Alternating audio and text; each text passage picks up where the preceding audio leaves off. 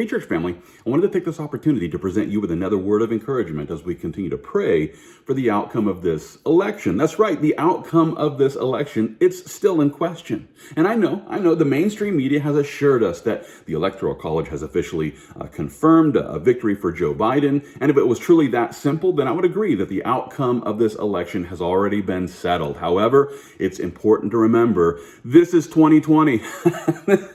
It's 2020. And so everything has to be way more difficult than ever before, including the election.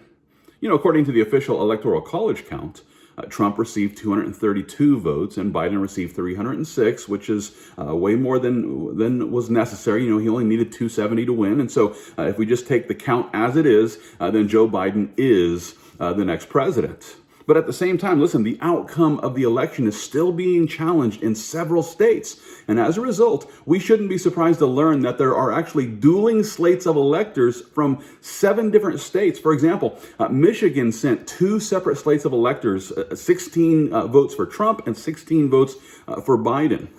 We also find dueling slates of electors coming from Arizona, Georgia, New Mexico, Nevada, Pennsylvania, and Wisconsin. And this alternate slate of electors are casting their votes for Trump, thereby basically canceling out the votes of the state-sanctioned electors. Now, it should be noted that as of yet, these alternate electors don't have the authority to actually override the official electors sent from their states. But what this does mean is that it ain't over till it's over. And it's only going to be over when Congress announces the winner. That's right. The mainstream media doesn't get to announce the winner. They can project the winner and they can think that they know who's going to win, but it ain't over till it's over. And as we consider the alternate slates of electors that are representing 7 different states, listen, it's important for us to realize that this situation is going to end up in an incredible contest as Congress convenes on January the 6th.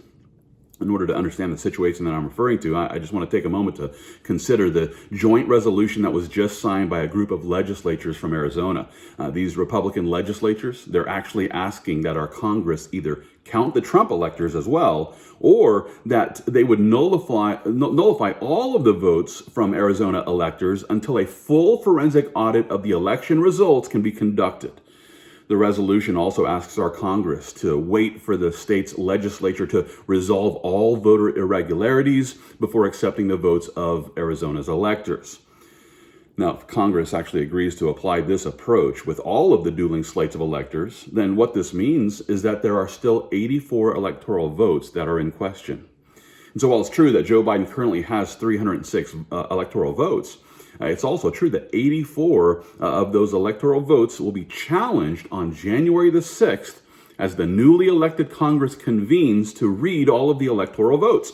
And while it's possible that the new Congress will simply confirm the votes as they stand, it's also possible that the 2 houses of Congress, are possibly going to begin to determine which electors are legitimate and which electors aren't. Now, I'm not suggesting that the new Congress will overturn 84 electoral votes.